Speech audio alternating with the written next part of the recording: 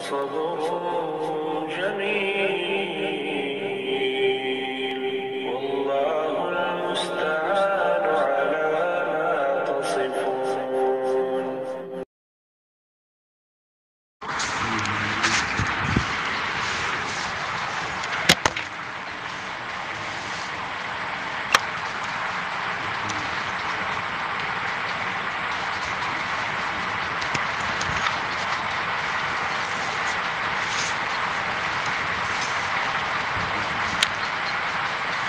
نحمده ونصلي ونسلم على رسوله الكريم اما بعد فاعوذ بالله من الشيطان الرجيم من همزه ونفخه ونفثه فجعلناها نقالا لما بين يديها وما خلفها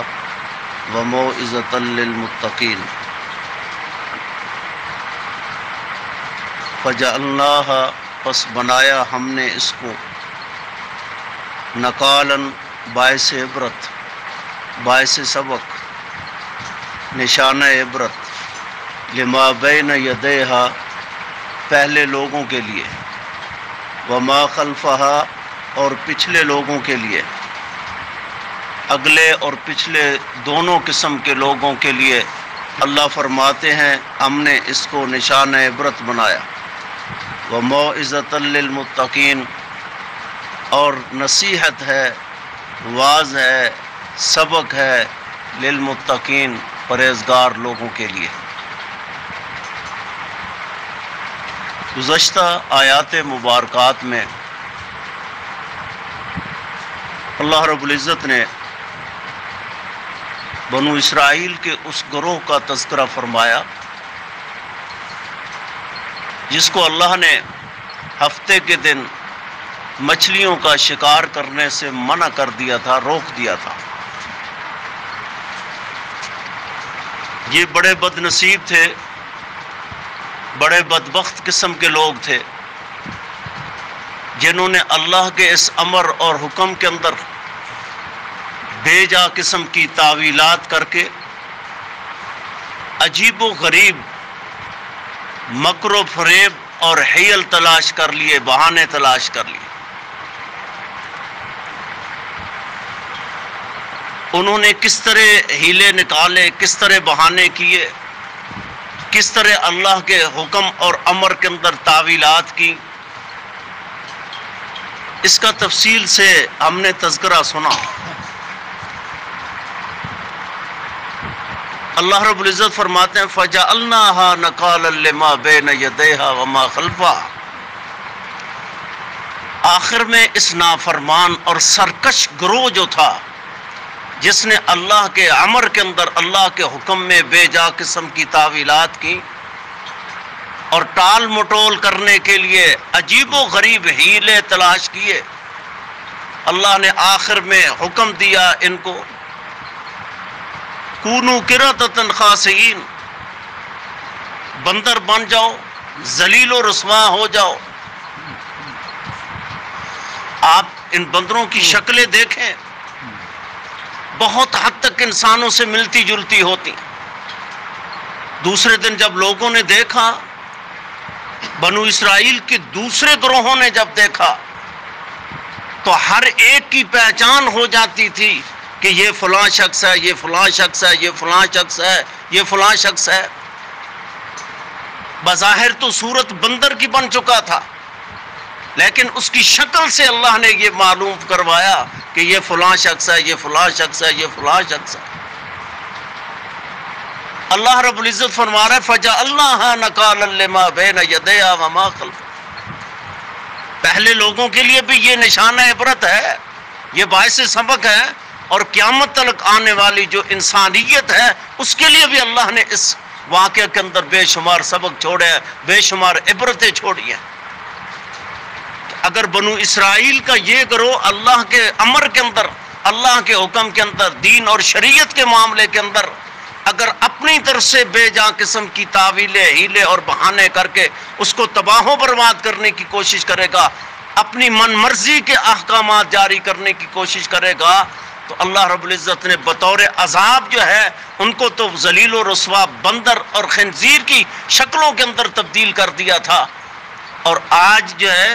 اگر ہم بھی اسی طرح کی نافرمانیوں کے اندر مبتلا ہو جائیں گے، اللہ کے دین اور شریعت کو اپنے من اپنی مرضی کے مطابق ڈھالنے کی کوشش کریں گے، اگر ان کے ساتھ یہ حشر ہو سکتا ہے تو یہ حشر آج ہمارے ساتھ بھی ہو سکتا ہے۔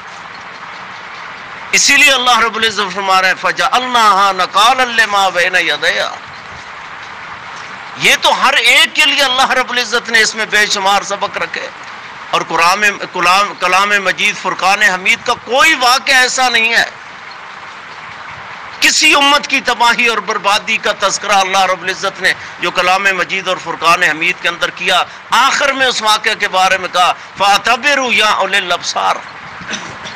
فَاعْتَبِرُوا يَا أُولِي الْأَلْبَابِ، اے عقل مندوں کی جماعت اس سے عبرت حاصل کرنے کی کوشش کرو، اے سمجھدار قسم کے لوگ ہو، دانشور قسم کے لوگ ہو، دانا قسم کے لوگ ہو، عقل مند اگر تم ہو تو تمہارے لیے اللہ نے اس میں بے شمار سبق اور عبرتیں چھوڑی ہے۔ آج بھی امت مسلمہ کے اندر دیکھیں کتنے لوگ ہیں جو دین کو اپنی مرضی اور من کے مطابق ڈھالنے کی کوشش کے اندر مبتلا ہے،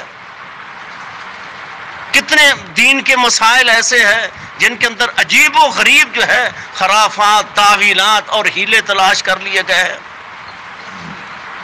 یہ قربانی کا موسم آتا ہے تو کتنے لوگ ایسے ہیں جو یہ پوچھیں گے کہ یہ حضرت بتائیں ایک مقروض آدمی جو ہے اس پر قربانی فرض ہے یا نہیں ہے، حالانکہ اس نے جو قرض لیا ہوا ہے وہ ضروریات زندگی کے لیے نہیں تھا، بلکہ وہ تو اس کی آسائشوں کے لیے تھا، سہولیات کے لیے تھا، اس کی عیاشیوں کے لیے تھا۔ یہ جو اس نے قرض لیا ہوا تھا لاکھوں کروڑوں اربوں روپے کا وہ ڈیفالٹر ہے، مقروض ہے، لیکن اس کے پاس اتنے وسائل موجود ہیں وہ جب چاہے قرضہ ادا کر سکتا ہے۔ اب اس نے چند ہزار کی قربانی سے جان چھڑانے کے لیے کون سا ہیلا تلاش کیا کہ میں ایک مقروض انسان ہوں، اور مقروض پر تو قربانی فرض ہی نہیں ہے، مقروض کے لیے تو قربانی کرنا ضروری نہیں ہے، لیکن اس نے یہ نہیں سوچا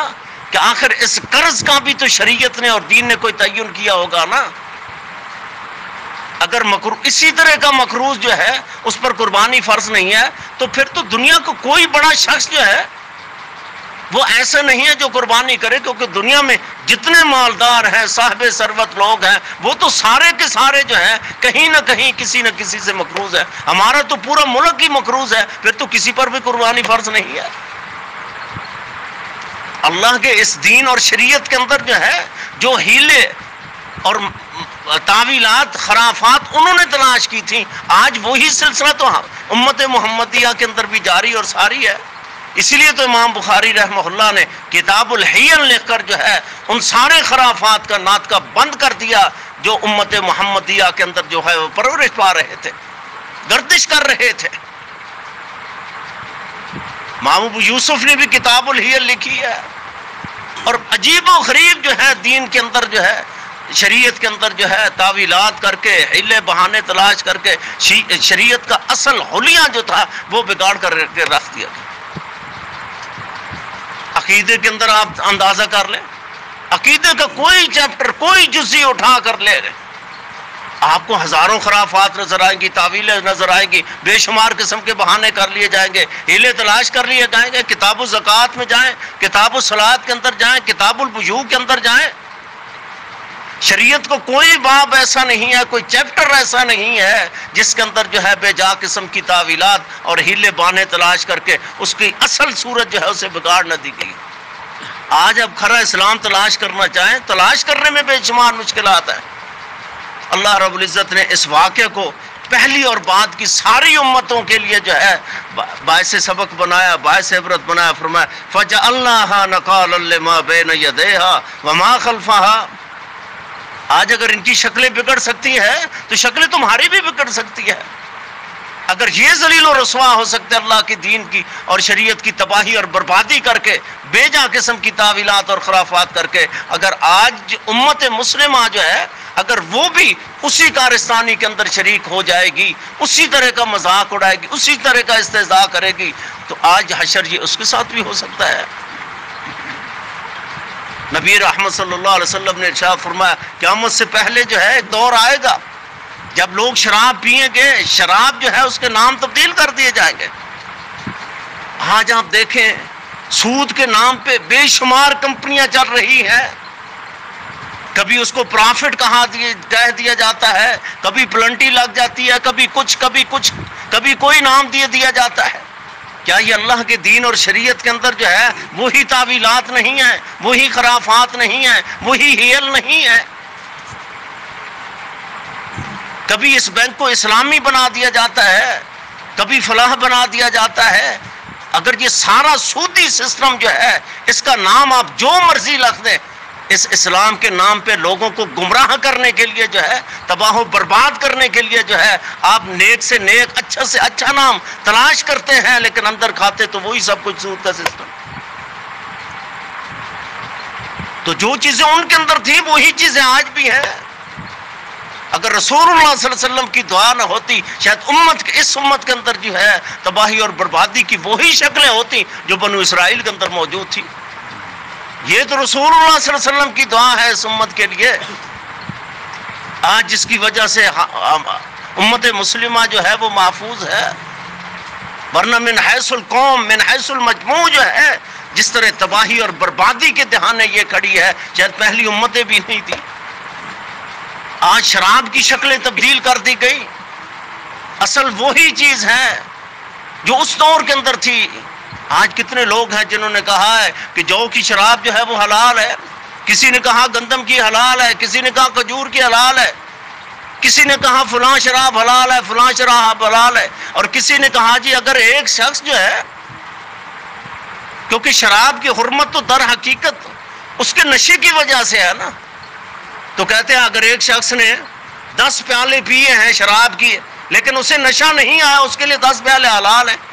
11واں پیالہ جب اس نے پیا، پہلا گھونٹ پیا، اگر اسے نشہ آیا ہے یہ گھونٹ اس کے لیے حرام ہے، باقی 10 پیالے جن سے اسے نشہ نہیں آیا تھا چاہے وہ شراب بھی کیوں نہیں تھا اس کے لیے حلال ہے۔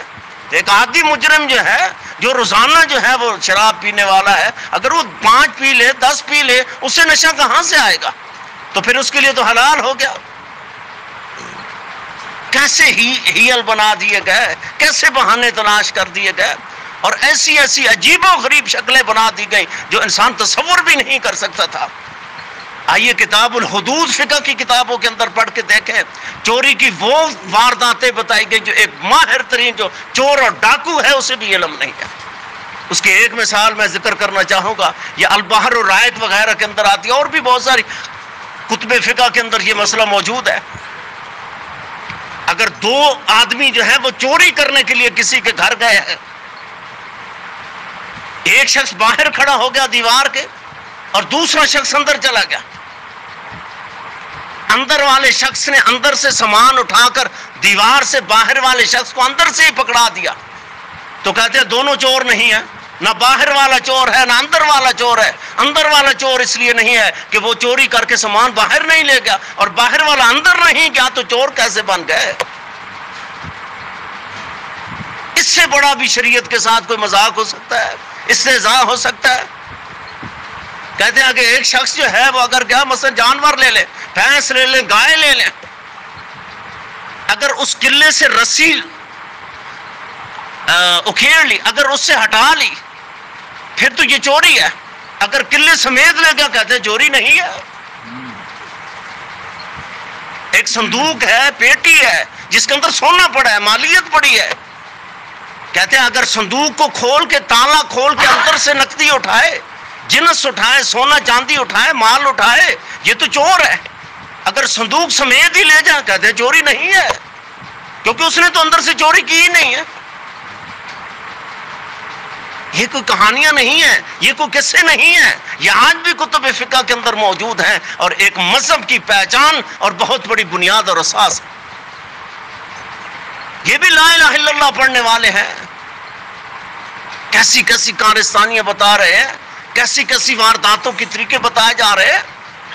اور یہ بے دینی کی بنیاد پر نہیں ہے، یہ دین اور شریعت کی بنیاد پر لوگوں کو بتایا جا رہا ہے۔